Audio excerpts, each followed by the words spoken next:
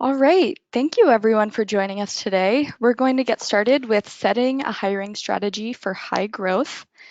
I want to just start off by walking you guys through the agenda. So first, we're going to actually do a little poll and ask why you're here today, what interested you in this topic. Then we're actually going to run you through how to set your strategy. Step one, validating the plan. Step two, partnering with finance. Step three, going back to your managers. And step four, getting your asks approved before finally step five, putting this all together and building your strategy. We'll end with a summary and a Q&A. I want to note for the Q&A, feel free to be typing your questions into the chat box on the right throughout the webinar. And with that, I want to introduce you to Craig and Matt. Craig is our VP of Finance at Workable. Matt is our VP of Customer Advocacy. And I'm going to let Craig tell you a bit more about himself. Thanks, Aaron. My name is Craig DeForty, and I'm the VP of Finance here at Workable. I've been in finance for about 20 years, working in manufacturing, technology, and services companies. I've had the pleasure of being through about 15 to 20 budget seasons over that time, and because most of the companies I've been in have been technology and service-based, the headcount was always a big part of the hiring strategy and what we needed to do. So learning how to work with the HR and talent teams was a big part of what we had to do. And I've worked in the process, for both leading the process a few times and then just being participants other times. So with that, I will now turn it over to Matt to introduce himself. Hello, everyone. My name is Matt Buckland. I am the Vice President of Customer Advocacy for Workable, which means I write and talk to our customers a lot. I've had about 16 years in recruitment and HR, and I've made just about every mistake possible in that basically, but also in planning this sort of phase, and learned a lot along the way. So hopefully today we'll learn how to manipulate finance, and also get what you want out of the process, but also bring it together to make something a little bit more positive for the recruiter in this experience, who's normally the whipping boy of these things. All right, here we go. So jumping into the poll, I want to know why you guys are here today. So you should see this popping up on your screen in a minute. Just take a minute to answer. If you're new to planning, maybe you're a team of one and you need some guidance. Maybe you just feel like you're behind in the process and haven't had a chance to really think about 2019. Maybe your finance person always says no to your request, or if it's something else, just type it in the questions section so we get a better idea of what you're interested in. I'll give you about 10 more seconds to answer. This is where we fill in with music. Like the Jeopardy theme. All right, let's see what our results are here. Oh, cool.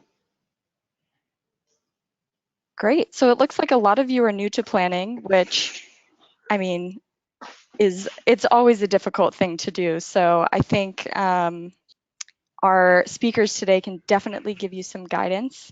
And a team of one, we are very familiar with small recruiting teams. Even at Workable, we have a very small one. So that's just great to know for the information we're going to give you guys today. And with that, we can get back into the webinar.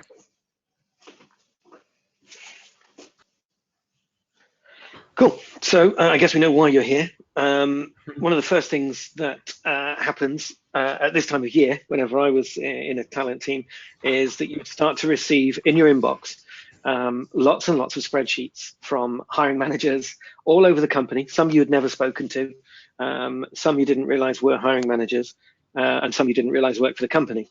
And what they would do, they would all bombard you with these spreadsheets that listed a bunch of things, a bunch of demands for you to do. Meanwhile, you're obviously still hiring people for this year, and now you've got these wish lists of demands from a bunch of people.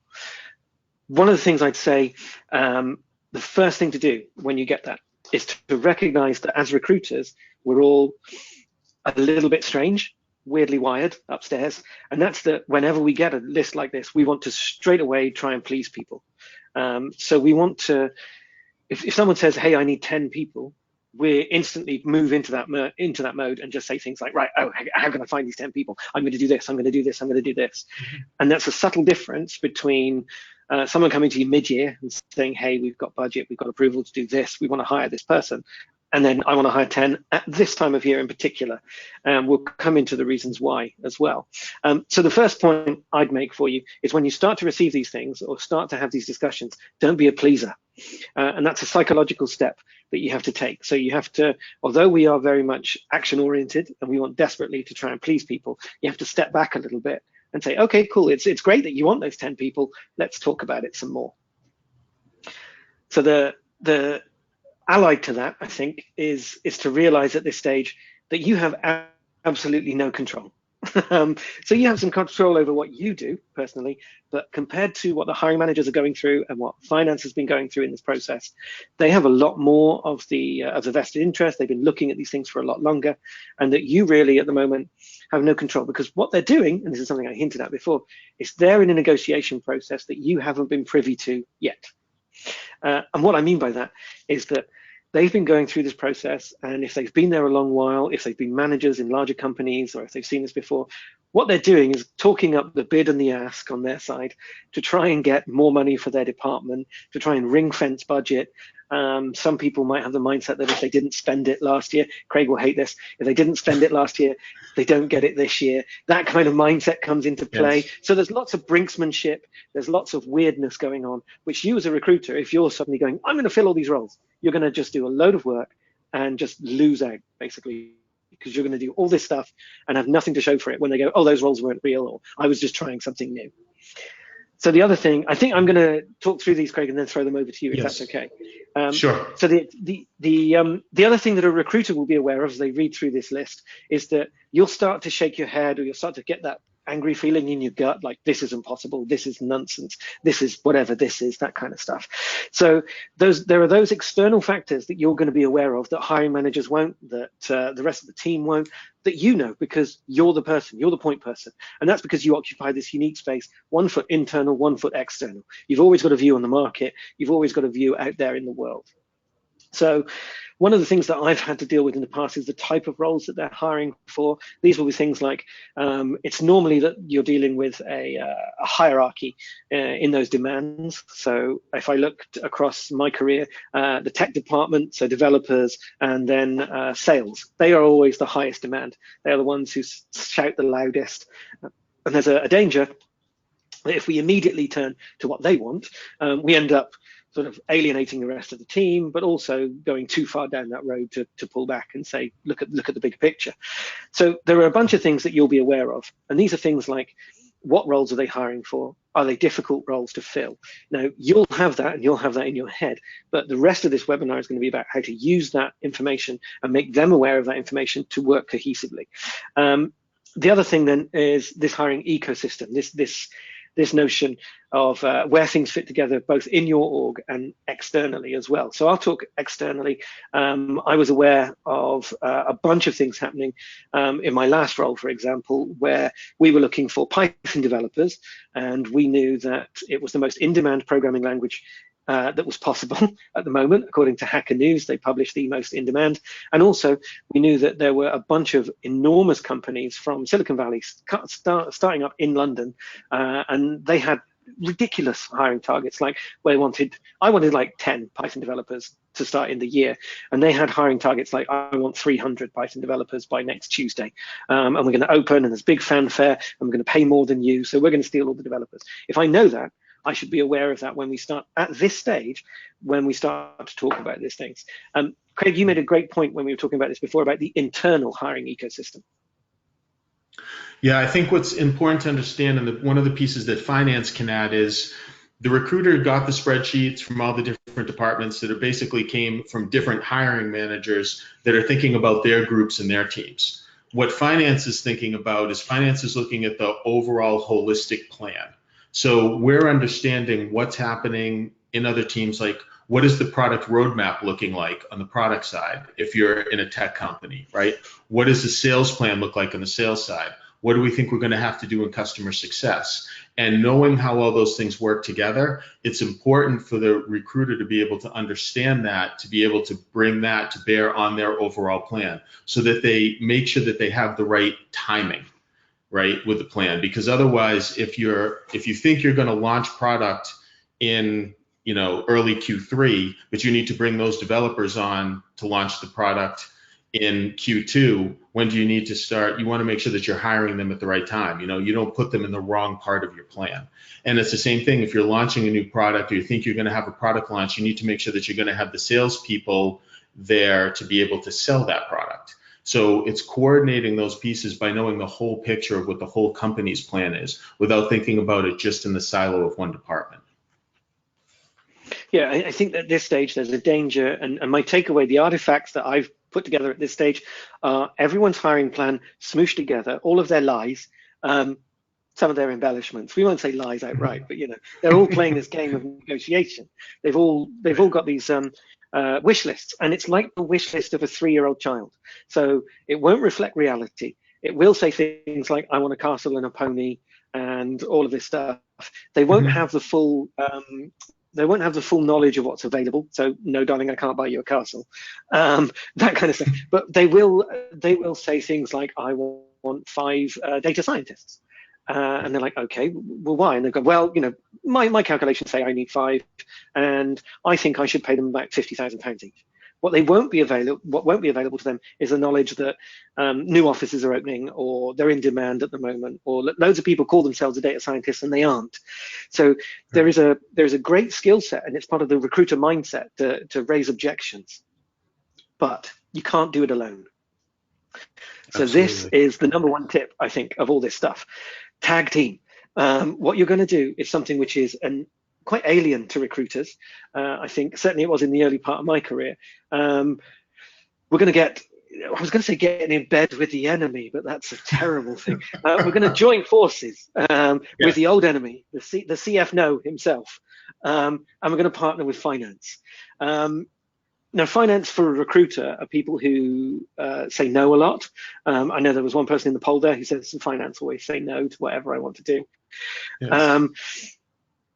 So we've got to this point now where we have a laundry list or this 3-year-old's Christmas wish list, and we're looking through it thinking, now I can either go one route, which is to please people and to try and drive this and just say, right, I'm going to hire all these people and just smash them in. My first port of call is like age and experience tells me step back, don't do those things straight away, and talk to someone in finance and get the knowledge that they've been looking at these budgets. This is a one key point. You've just been given this budget in what, November, something like that. That's when I used to get these things. They have been looking at them since when, Craig? When do you start budgeting in an org?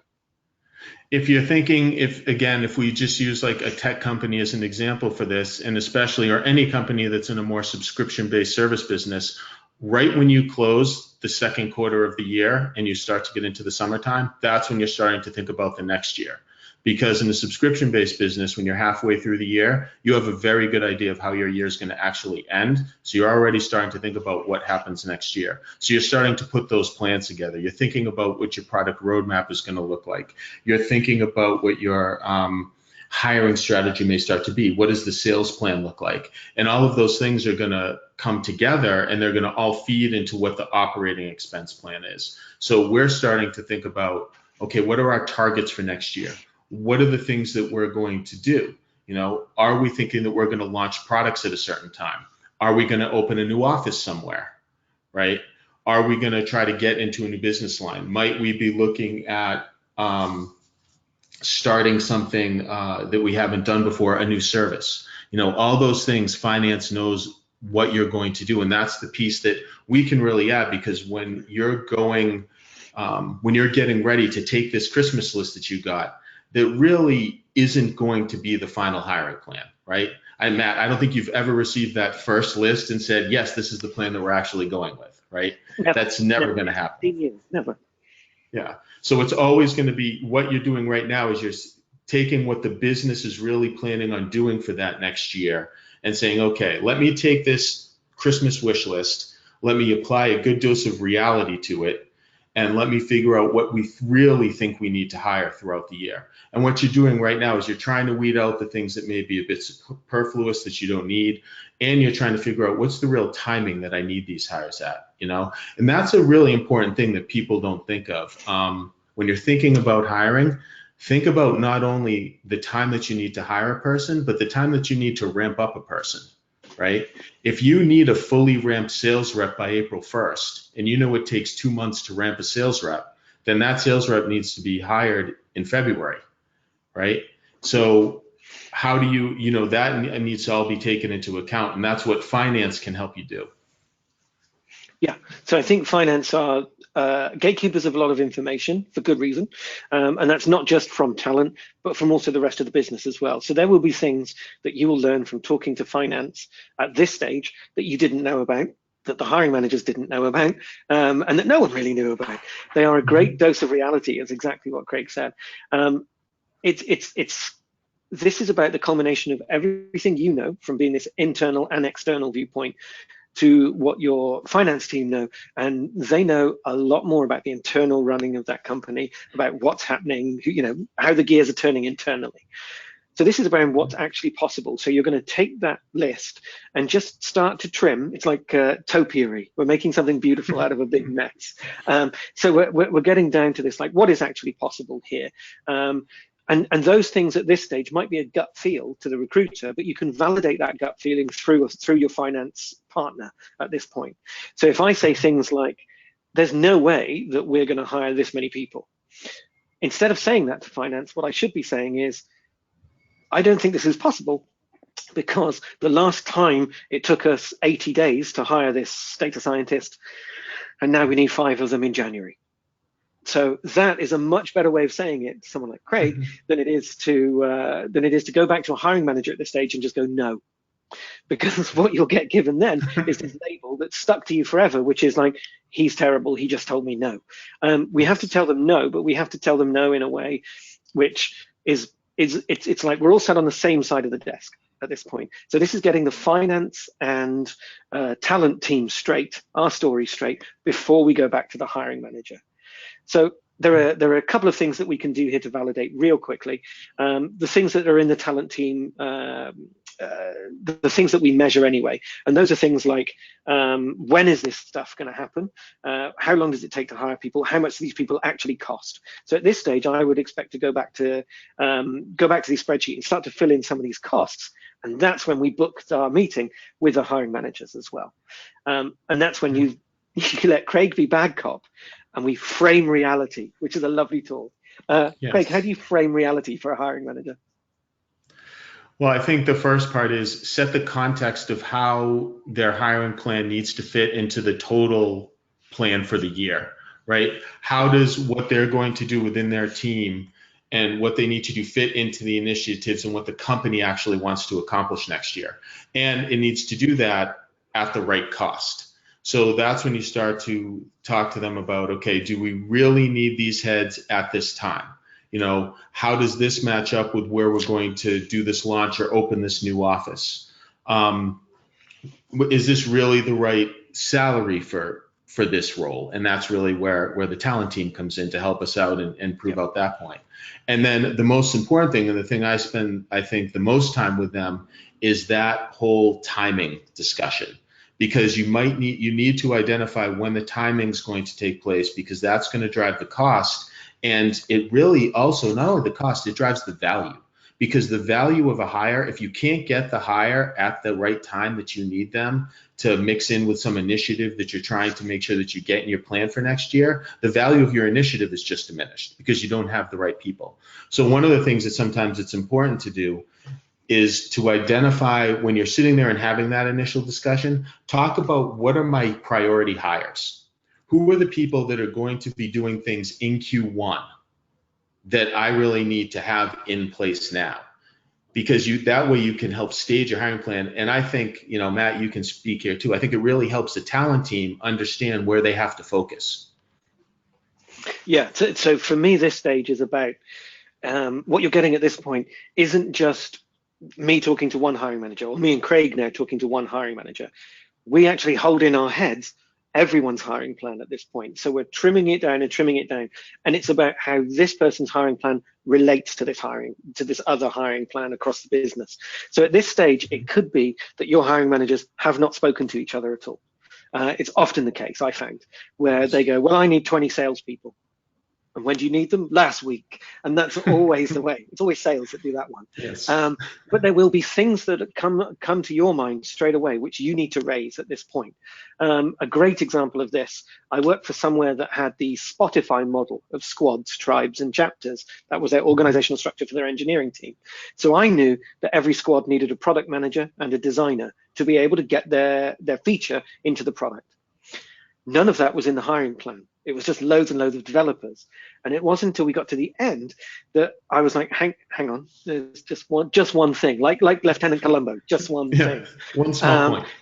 Yeah, just one small point, guys. These teams aren't operational in the current organizational model we have. So are we changing the org model? No, we're not changing the org model. Okay, fine. We need another 10 hires then. They need to look like this. And it's because of the knowledge of you were talking to the designer. And in that case, it was because the hiring manager responsible for hiring design was new and didn't know if he could suggest hires. Now, that sort of stuff, like advocating for people, knowing when to push back on people, is really the role of the talent person in this. And it's a step up for a lot of talent people. Like just in the poll here, we had a load of people saying it was their first time. Now, it is a step up for you, and it can be really nervous. But remember, you've got your buddy with you now as well. So you've got Craig on your side, who they're all scared of as well. Just a little bit, just a healthy level of fear. No, not at all. Exactly. You have got this kind of, there is authority in the room. And I think that's one of the other things. And authority is a great way to break hierarchy, which is what you'll come up against if you just go to the noisiest people in the room. So we've got these great, you'll get into a few quarrels at this stage sometimes. I've seen this is where it tends to be a bit, well, my needs are greater than his needs, that kind of stuff. Right. But by amalgamating those hiring plans, you get to something which is going to be much better. Craig, you had a great point here around if-when hires, these kind of trigger hires. Yeah, I think one of the things that happens when you go in and start to talk to the hiring managers, you're going to get some pushback when you want to move roles around, or when you want to cut out roles and you start to question them. So if somebody's really pushing back on you on a role at a specific time, one of the things that I've done a lot is the concept of a trigger hire. So what that means is we say, okay, well, we're not sure that we're actually going to need this role now, but if we tie this role to some type of an event happening, whether that's hitting a revenue target, whether that's something on the product roadmap being launched, whether that's hitting a certain customer count, or if you're talking HR and hiring talent people, hitting a certain headcount at the company, or a certain number of open positions. A trigger that says, okay, based upon this trigger, I can now hire this position because I reached this goal. So that's what you can do if you're really having trouble at figuring out whether certain hires should be hired or not. I found that to be very valuable, and it helps people think of what they need to be looking at when they're thinking of hiring somebody new, and how that overall cost comes in and how it affects the rest of the business. So they can kind of think of that overall impact. Brilliant. And I think that's so important, especially getting people to understand how their roles are dependent on other stuff that's happening elsewhere in the business, because there can be this tendency to be quite siloed at this stage. So right. In my role as a recruiter, by this point, I've still got a list of hires, which is way too long. It's too many things. I'm a bit scared, but I'm not admitting it because I'm a recruiter as well. So I'm the hero in this story, obviously. Maybe that's just me. But obviously I'm gonna fill everything. But I've got a bunch of stuff that now I think I need to get this done. So how do I go and get my asks approved? And this is where we go to finance. So we were friends, we were buddies for so long, and now I want some stuff from finance. So how do we go about doing that? So this is where Craig puts on his earmuffs and we talk about the ways to get what you need. So having dealt with finance teams at large-scale corporates and small startups, there is one unifying factor about dealing with finance. Sorry, Craig. And that is that they deal in truth, and they deal in very much black and white terms. And if there is grey, it's because they've done the calculations that black and white has added to grey, and there's a spreadsheet and a graph to prove it. Recruiters aren't very used to speaking in that way. We have a lot of narratives. If someone asks me what's going on with that hire, I might say, oh, well, he's gone on holiday and he's got this to do and he's got this to do. And I paint a beautiful picture of the hardship that I'm going through to get this guy hired. Doesn't really play with finance. Craig, No. is that We're, fair? we're immune to sob stories. We're immune to sob Yeah, stories. yeah, We're exactly. dealing with mostly black and white and dealing with the factual information. So when you're coming in and talking to finance, one of the things you want to bring is you want to show why what you need to do or how what you need to do is going to save us money or it's going to save time and improve efficiency. Or another Yep. way to come at it, which I'm kind of stealing a little bit of Matt's thunder in the future here, but is to look at the opportunity cost associated with this. Because if you can tell me, okay, we're not going to hire that recruiter right now, but if we don't hire that recruiter right now, then we have this cost that we have. And Matt actually has a nice way of looking at that we're going to see in a minute. Little teaser there. Cool. Nice, I get a trailer. So yeah, this idea of efficiency for a recruiter is very different. And there is this tendency again to be completely infallible and to try and present this. And I think all recruiters are to some extent guilty of this because it's a form of pride for us to get people through the process, to get people hired. Oh, I'll do 200, I'll do it tomorrow, this kind of thing. When you start to talk about increasing your own efficiency, the junior recruiters amongst us will just go, well, I'll just do more. I'll 10x myself. And that doesn't really work. Long term, that will kill you. You will burn out, and certainly you can't juggle that many plates. What will happen is that through the timing of these hires, you will get burnt out, not by the number of hires, but by the context switch. So if I said to someone, I want you to hire 10 developers, I have confidence that I could do that. But in the teams I've worked in the past, people have specialized. And that's worked really well. If you have someone who says, I want to hire, you have to hire, and this is for the people doing teams of one. It's a lot harder to hire in the morning, be talking to office managers, then a data scientist, then a masseuse. I've had to hire a masseuse before for a startup. So that's my morning. That's the context switch. And then I go back to data scientists because they've come from this morning. They're bleeding into my time I was supposed to be speaking to salespeople. So in your head, you're holding now all this different context switch, and that will slow you down. How do you make that more efficient? Well, it could be another recruiter, it could be a tool, it could be something that you have in mind. But when you go and tell Craig and the finance guys about it, you better have a better reason just than I think this is good, or it's what X is, it's what other companies are using. This is why I think it would be good for us. And the way I think about it is we're going to talk in finance's language. We're going to make them understand by using the language that they use internally as well. And that is things like opportunity cost, efficiency. What does it save us? Does it save us either money or does it save us time? And it's those two factors which I think Craig loves to save. Yes, both of them. Time is money. There you go. There you go. So if you can say things like, I need this new tool because it has auto scheduling features, and at the moment, we know that there are 5 hours of my day is taking up scheduling because it's a massive mess in my calendar. There's a new tool which does this, and 5 hours of my time costs this. Chances are he's going to be more receptive to it. Similarly, this has been applied brilliantly in assessment tools. So if I say it actually takes 3 hours of one of my developers' times to mark a take-home assessment, but we can use this tool, and then it takes no time because it's all external. So that's a brilliant cost. Then you're getting him on side. And what you're looking at then is the opportunity cost.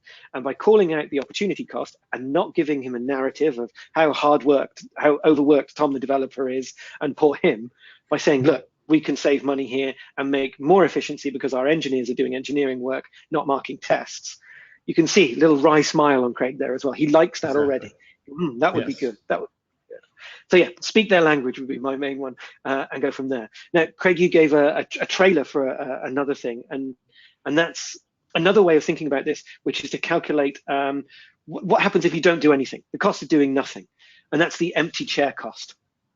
So when I think about things like the empty chair cost, what I'm actually saying is that this is the problem you will have if you don't hire that person. Now, where I've used this before is if you have got that person who hasn't shouted as loud, they haven't started thumping the table saying they want their hires. So this is my way of helping out those hiring managers who perhaps aren't as loud as the others. I start to think about, okay, if you don't hire those people, what does that mean to the bottom line? What does that mean to revenue? And this can be things like it can save time or money. And this calculation, which you can see on the slide, is around working out a revenue per employee. And I know this is a lot easier. There are going to be people going, oh, that stuff. And it's a lot easier if you're in sales or if you're in engineering to work out revenue per cost or revenue per employee, because they measure themselves in this way. Sales literally measure themselves in dollar value. Engineers measure themselves in an agile environment. They measure themselves in story points, that kind of stuff. So you have to work out this revenue cost per people. It does say that, it does tell you how to do that here as well. And then go back to finance with this missed opportunity. Now, that may not sound like a lot of money, but by a factor of 10 hires, by a factor of 15 hires, if we're delaying hires, you can work out without a salesperson operational in this seat for 1 month, what are we missing out on? Craig, right. Would that be a calculation that would get your attention? It absolutely would be, and it's more important. It's one of the things on the sales side that's, I think, the most challenging thing I've seen when looking at hiring plans for sales, because I think, as you said earlier, Matt, you never have the sales. Everybody wants all your sales team yesterday, right? Everybody should be hired now, and by the way, they should all come in fully ramped, and none of that really happens. So talking about how we get those salespeople hired in the right time and what it costs to not have a salesperson filled, leaving that empty chair there is hugely important, and it would go a long way in making somebody's case to actually fill some roles, depending upon where the company is looking at its overall revenue plan. So we've got to a point where we've trimmed down all of those spreadsheets and they're starting to make more sense. And now it's time to take those things and to talk to the talent team, or if it's just you, to talk to yourself, take time out, and then start to look at your own strategy. So this is the strategy as to how you're actually going to get this done. And this is where you're going to take the hiring plan that other people have given you, which is still a little bit of a wish list, but you started to beat them up. You started to make them see that these things aren't necessarily going to happen all in January. You've started to push back on people who've done things like, we haven't got enough budget for 5 people. So what they've done is just lowered the salaries of those 5 people. I've had that before. So you've pushed back on all these anti-patterns of hiring manager behavior. And now you're set on a list of people that have to be hired for next year to meet business goals, to meet revenue goals, to meet product goals. How do you actually get this done? So unsurprisingly, it's a spreadsheet. You're going to take those spreadsheets and turn them into other spreadsheets. Now, why this is still a better way of doing it, or to have a visual way of looking at this stuff, is because you're going to have other eyes on this as well. It's not just for you. So you can have multiple versions of this spreadsheet, but there's going to be a version which is just for you, which is a mess, and we'll get onto why it looks like a mess. But this is because you're going to show this to people, and you're going to be measured by it. So when can I expect this person? Where are we with this person? It's a great way to sort of refer back mid-year when everything's been forgotten, gets to about May, June, and they decide to change the script on you, and you go, actually, look over here, we've got this. So the things that I think the biggest one for me is, how long is it going to take you to hire this person?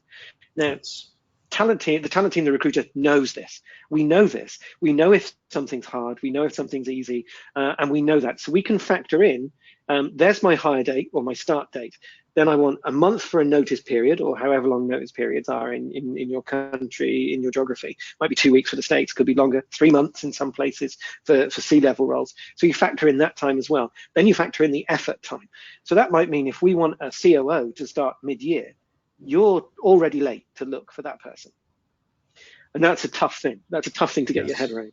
So you're going to start to think of these things and factor in. And what I used to do is build a timeline of these things. So you would have start date and then dates going back as to when I need to start looking for this person. And it can be based on gut feel at this point, or it can be based on your previous data as well.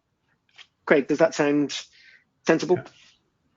No, it absolutely does, because I think that's the part. What's happening now is you're looking at, what roles you have to fill or what want to be filled after you've finished your first discussions and you've taken the wish list and moved it to something that's more reasonable. Now you're putting something together to see if it's really economically feasible, both in the sense of your time to hire these people when you can hire them. And then from a finance perspective, we'll be taking your timeline for all those roles. We'll be applying the cost to it.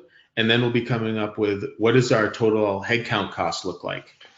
And we'll be tweaking that back. We'll be working with the recruiter on that to say, okay, this looks good. This might be the right way that you're going to hire it, but the cost is coming up a little too high. We might have to shift a couple hires. So you're definitely working on an iterative process, right?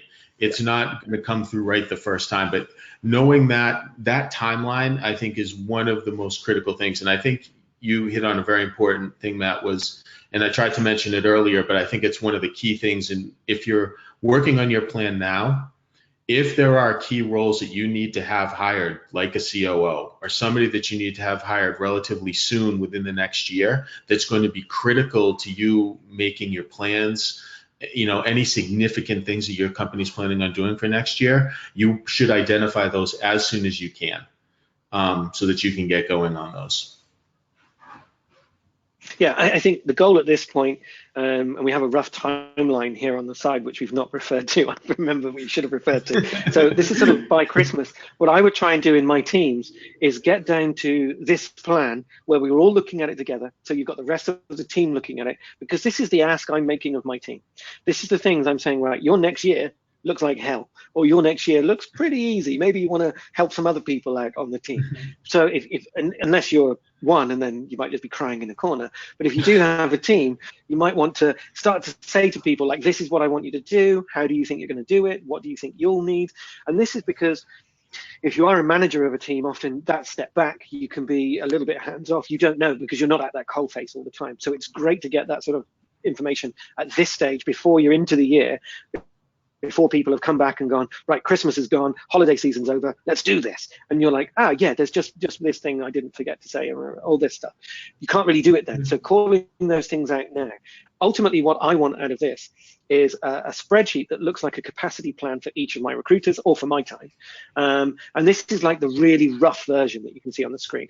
This is where I would take those wish lists, they're amalgamated wish lists, and then from that, I would be roughly placing them into quarters. Sometimes I would have like the week of the year that I wanted them hired in. But ultimately, what I'm adding to this is all of the recruiter information. So to this, I would add things like salaries. I would add, if there was a massive change in salary, I would want to communicate that to people. So if we started to see a massive uptick in the market, I want to communicate that to the hiring managers. And this is the whole idea, as Craig said, this is a holistic thing. There is a tendency amongst some people, normally the hiring managers, I think, where if it's in a spreadsheet, it's set in stone, and that this will be done. And that's not the case, obviously, because things can change. And I think that's the case because recruiters, although it looks like a logistical process, unfortunately, we deal with people, and people change all the time. They might change their mind. They don't want to work for you anymore. It's super tough. They don't like the office. They don't want to join you because they can't bring their dog. I've had that rejection. So all of this stuff goes on where you wouldn't know it was going to happen. So the best laid plans of me's and men, in this case, but of recruiters and men, you'll find that these things will go all over the place. But this is going to be core. This is something you can go back to and say, we have tried to do this. And if you are in one of those bigger projects for a key hire, or you've got a hiring manager who's doing a lot, know that their frustrations are their stress communicated to you. So when they come to you as they're like, why haven't you done this? They're not really angry with you. They're frustrated because they can't see rhythm of hiring. They can't see progress. They want to see these things. And it's this sort of thing, having that document as a shared experience, that they will know. So yes, expose the reasons in this. Put little notes in. My spreadsheet by the time I finished a year was just horrific, because it had little notes in, and it would have drop downs. It would have like, here is the timeline on zone 3, and I had a chap in my team who was very keen on data, so it was all color coded. It was all of these things. I was like, what does blue mean again? But there is this.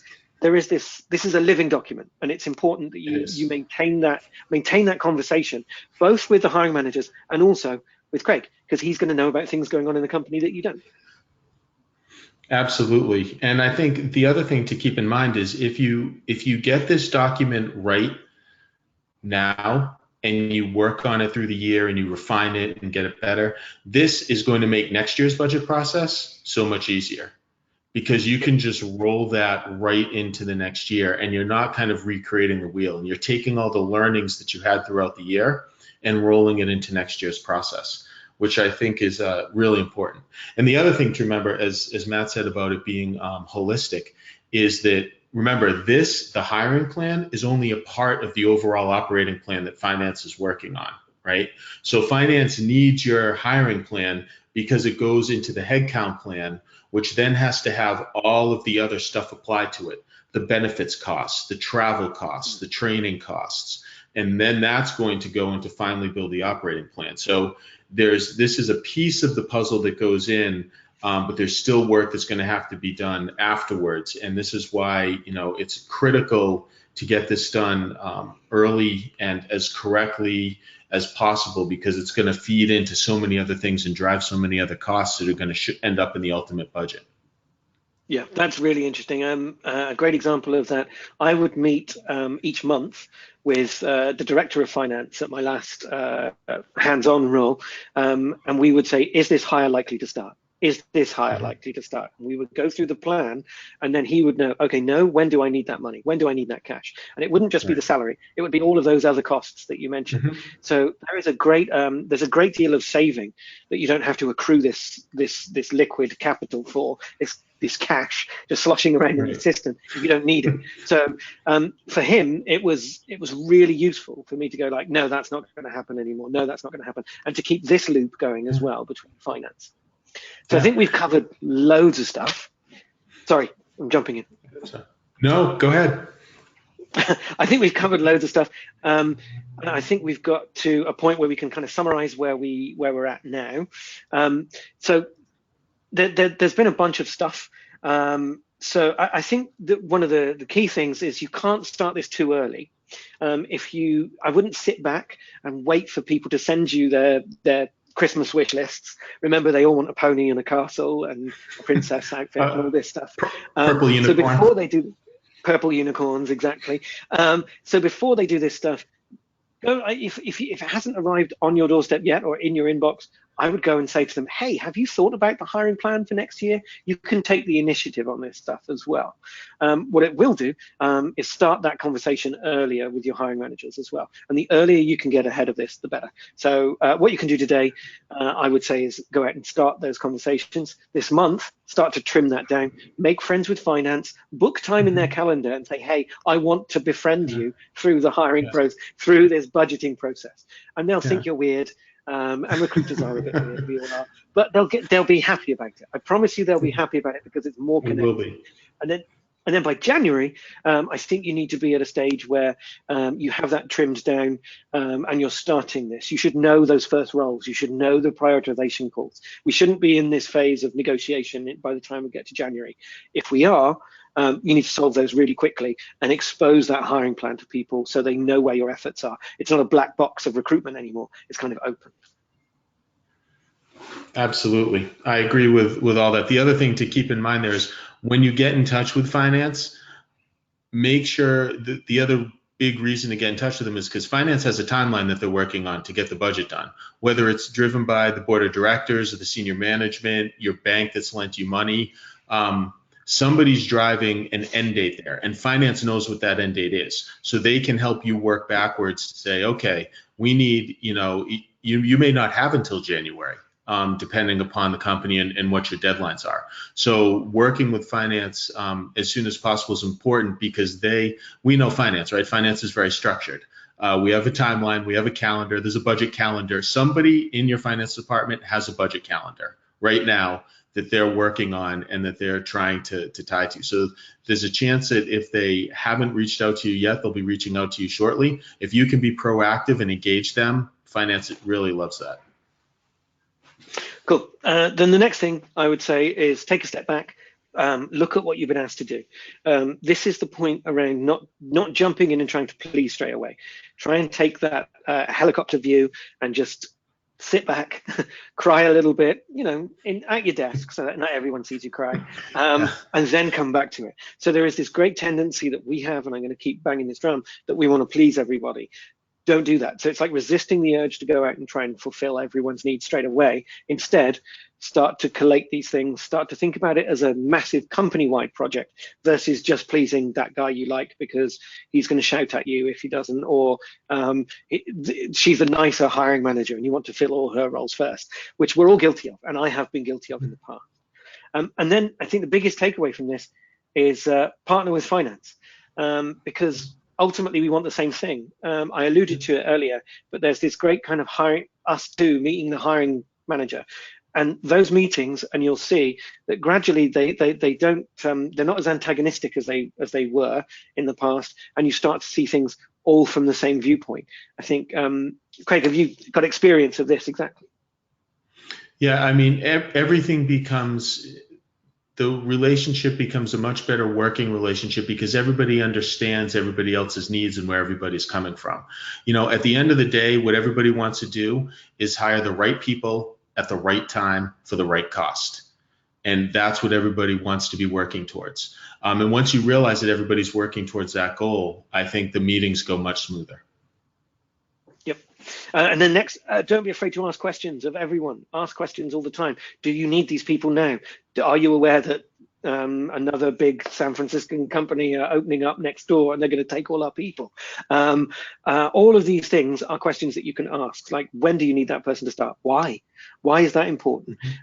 It's brilliant, and the most cohesive I think talent can be is when we're in tune with things like a budget and the product roadmap, because we're aware of all this stuff. Like, by asking questions, you're only going to get information that makes your sell to candidates better. So what will they be working on is a standard intake question, but at budget time, it becomes even more important. What are they doing? What's the company doing? And who better to answer that than the product managers, the hiring managers who are hiring for these people? Absolutely. Yeah. The questions are the most important part, and that's where finance can really help you in asking those questions, because finance knows, again, we'll say it again, the holistic view, right? They know the whole story of what's happening and why a hire might be here at the right time. And they can help you, focus on asking the right questions. Is, do we really need to hire this person then? Or on the flip side, I don't think they're hiring this person early enough. You should really be accelerating that hire. So I think it definitely helps. Asking the questions is the most important part, because that's how you get that wish list down to something that's an economically feasible plan. Yep. And then making sure that you have the tools to be able to deliver on all these promises that you're making willy-nilly around the organization, just promising the world to everyone, and then sitting back at your desk and just seeing that spreadsheet of hires. How are you going to do this stuff? So start to think about what you need. Start to think about your own capacity. Don't be a hero. Instead, if there is a tool, a logical time to do it is at the start of the year when budgets are released, and you can say to people, I found this thing, it's going to make me better, it's going to make this easier. Know why you're going for it, though, and know how to speak to finance about it. Remember those things that we said, opportunity cost. If it saves time, if it saves money, they're going to be much more happy to hear about it. Yeah, I absolutely echo that. Knowing how to come and talk to finance, not telling them the sob story, but telling them how this is going to be better for the company in terms of saving money, saving time. What's the benefit of it, and how does it make the company more efficient going forward? Those are the things that finance really wants to hear. And then finally, for me, I think in recruitment and in talent, we talk a lot about the candidate experience. Well, budgeting and talent planning time is time to talk about the recruiter experience as well, because basically you're setting your workload and how you're going to do that, what tools you're going to use, how you're going to do about it for the year ahead. So this is a great time to think about.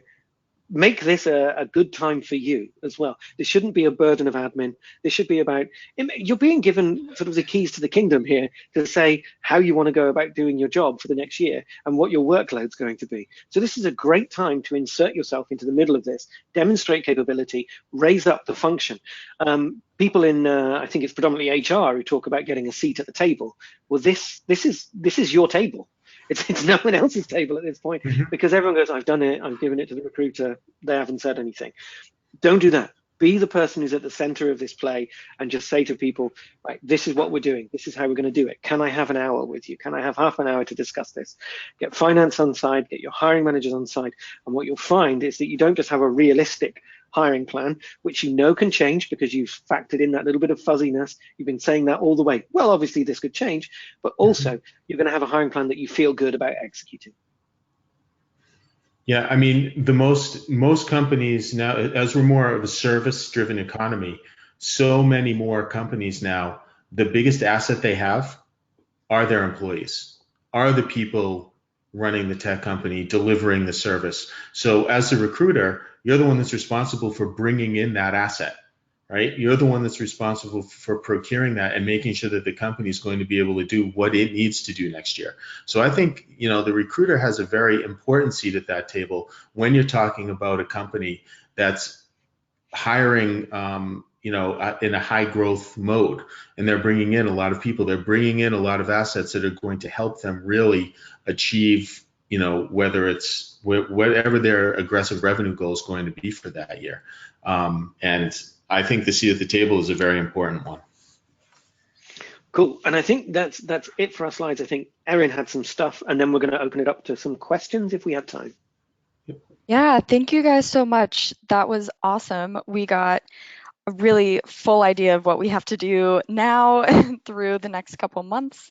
And if you guys in the audience are looking for any other resources, I just wanted to let you know Workable has a resources site, resources.workable.com.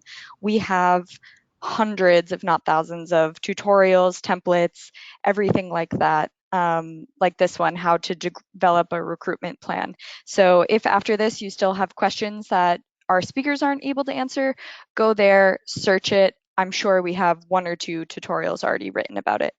And then I also, shameless plug, but I just wanted to let you guys know, Workable can also help with this. We actually just came out with a feature called Hiring Plan, which instead of using a spreadsheet you have to update, will actually do it for you. So it ties budget to your past and future hiring plans, shows how you're doing against those goals.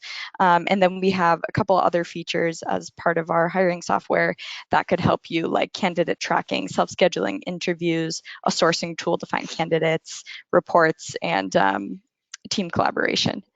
And with that, I just wanted to launch another quick poll. If you're interested in getting a demo of Workable, let us know. If not, that's okay too, no worries. I'll give about 15 seconds for this. And when you're done, please feel free to start typing in your questions. We have a couple of minutes to go through that. We've actually seen a couple really great questions come in already. All right, so let's get into these questions. The first one was from Holly. She said she doesn't really have a question, more a cry for help. There's small company, still only 12 people, but they've gone from 6 to 12 since April, and they don't actually have a finance department. Just their managing director manages this kind of stuff, and it's difficult to get time with him, and he doesn't have a great understanding of cost when it comes to recruitment. She's in charge of working on the hiring strategy, but without clear guidelines, she's stressed out about where to start. Do you have any advice for Holly? Yeah, and I think from my side, this is what I would do, and see if Craig agrees that this would be a good way. I would break down the costs in a format that he could digest in his own time, so I didn't have to sit in front of him. Because booking a meeting, people have a meeting sort of meetings, that kind of a bad reaction to them. So straight away, I wouldn't do that. I would put it in an email and break down the hiring costs, like this is what it's costing us to do this stuff. And also, I mean,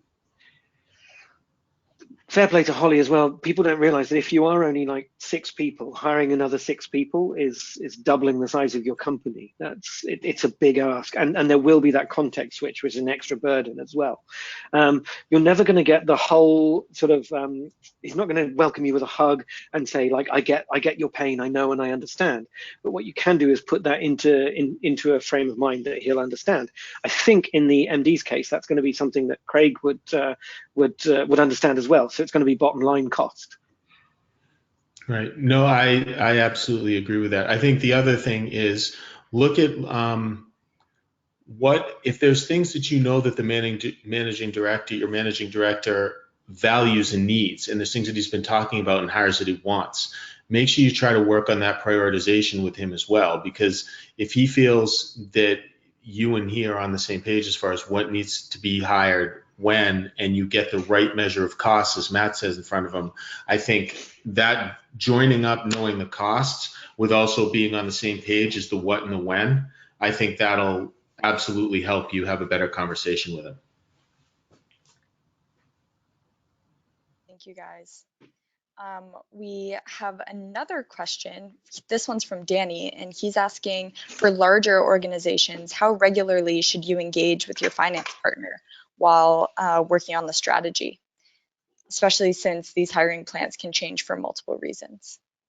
Yeah, that's a great question. I think one of the things that you need to do is you want to be looking at your hiring plan at least at a minimum on a quarterly basis, engaging with finance. And some of it, a little bit of it is dependent upon, what your reporting structure is in the company that you're at and how often you handle reporting and how often you revisit things. Most companies are going to at least be looking at it a quarterly basis, if not a monthly basis. But I think a check-in on a quarterly basis is a reasonable time to give finance a sense of, okay, what are we thinking for this quarter? Because as we talked about, one of the biggest things is the lead time of hiring. So you need to be talking at least every quarter, because some things take a quarter to source for. Right, Matt? Yeah, definitely. And I think so. I've worked on a monthly cadence and a quarterly cadence. It depends how much you're hiring. So we Mm-hmm. when you're growing really fast, it might be that you need monthly. It may slow Yeah. down. So you say, hey, we don't need it this week. But I'd say book the time and have the option to cancel. The other thing is that as you start to work closer with finance, you'll find there are other channels open to you as well. So you might not need the meeting, but it might be a great opportunity to have a messenger chat or something like that. Yeah. So, hey, did you see this? Are you Yeah. aware of this? I might just shoot something over email, something like that. But because you know the person, it's a lot easier. They're not sort of the closed door, big, scary finance team anymore, Yeah. because you've gone through the hiring plan with them. Building the relationship is key, I think, there. And then Yeah. you be able to determine what the right cadence is at your company after you've engaged with finance. Because so I would suggest engage with them first and ask them, talk to them about it, get a sense of, Yep. given what we're hiring now, does monthly make sense, or would quarterly be more reasonable? Also, there's a great asking for permission is brilliant, rather than thinking you're Mhm. going to bother. And they might not even think this, but I'm guilty of this, where I think I'm going to pester someone, so I don't talk to them, and they'll go, what, why? You could have just asked. So ask them, Yeah. is it appropriate if I have a question to ask you? How would you like Yeah. me to ask that question? And it could be, well, I'm super busy all the time, and if you come and just tap me on the shoulder when I'm mid calculation, I'll kill you. But if you email me, so I've had finance teams who are like, yeah, Slack me, yeah, email me. And even in those two things, there's a big preference. So basically, I mean, recruiters are rapport builders anyway, right? So Yeah. basically, this is a time to please them. Absolutely. Great, thanks, guys. We have two more questions here. Dominic said he has gone from 6 employees to 60 this year, and next year they're going to be Congratulations. growing. Yeah, well, next year they're going to be growing to around 150, so more than doubling their headcount. And he said Wow. he's a team of one. So he's wondering if there's a rule of thumb for how many recruiters he should need to, make this huge growth, and what what your advice is for handling that. It's a question recruiters ask themselves a lot. How many recs should I be working at any one time? And there's no straight answer. The answer I've always given is that role of is the context switching.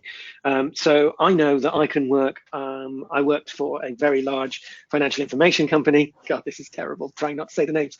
But I had to hire 150 developers. That's easy. It's 150 of the same thing. Just keep going. Just keep cranking them out. That's nice and easy. Did 150 in a year. Nice. 150 hires in a year. People go, oh, great recruiter. If I had to suddenly hire a lawyer in the middle of that, I wouldn't have been able to do it. Now, in 150 hires, you're doubling the size of the company. You might be adding all sorts of different disciplines. So the most I've seen is a team of 4 in a company of 120. That's 4 talent people, not counting HR. So that's a sourcer, 2 recruiters, and a head of talent.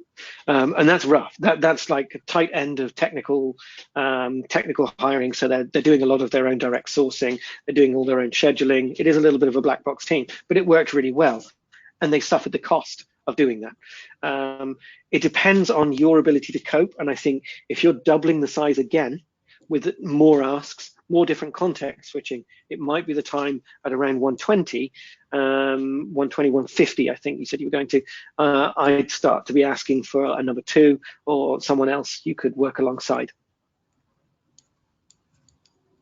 Great, thanks guys. And then our last question, Magdalena said she is also at a company that has been growing, like scaling up like crazy. And she said, do you have any tips and tricks on how to invite and start efficient discussions with your finance team, if you haven't before? Craig, how do you want to be invited to meetings to talk to talent? That's the best one. That's the best one. I think if you frame the invite such that you're looking to be a partner with them and help them. Say, you understand that the hiring, you've been hiring, sounds like you've been fast growth, so you've been hiring a lot of people. Finance knows that hiring a lot of people is very costly.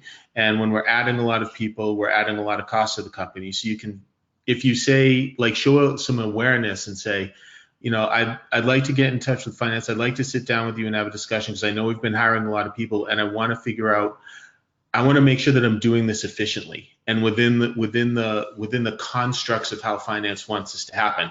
I want to work with you to put, like, I don't know if your company happens to have a hiring plan yet, but that hiring plan should actually be a plan that's a discussion with finance. So if you do have a hiring plan, a good way to do it is to say, hey, I have the hiring plan. The hiring plan says that next quarter, we're going to add 30 people. I'd like to come and talk to you about that. Is that in line with what finance is thinking? And that's a great way to engage with them. And then it gets them involved in your hiring plan. They'll be so happy that they have some insight into what you're hiring, because there's nothing worse than, finding out that all of a sudden your headcount costs are 2x what you thought they were because you didn't realize that we were supposed to hire 30 people in this quarter, right? So I think approaching it that way, saying that you want to discuss the hiring plan because you want to make sure that everybody is aligned. Finance loves alignment. We love things that are black and white and aligned together. Exactly. Neat rows are good for us. That's why we love spreadsheets. Stereotypes are true. One little tip I would add is there's a neat little phrase which I used a lot to kind of elicit help from people. And that's not to ask directly for help. Can you help me with this? It's, can you help me with this means like you're asking for effort. But if you say, can you help me to understand? And help me to understand is a really sort of manipulative phrase that I've used quite a lot. But can you help me to understand how this fits into the bigger picture of what we're doing with talent for the org, or of how this fits in with the budget for the year? There is no one that doesn't want to talk about their own piece of this puzzle and that doesn't want to have you understand that better. That's such a beautiful phrase. So I would say, help me to understand is a nice little tip. Yeah, that's a powerful one too. Awesome. Well, that is all the time we have for questions, but thank you all so much. Thank you, Craig and Matt. That was great. We learned a lot today. We got a lot of compliments on the content in the question section, so thank you everyone for being so kind. Absolutely.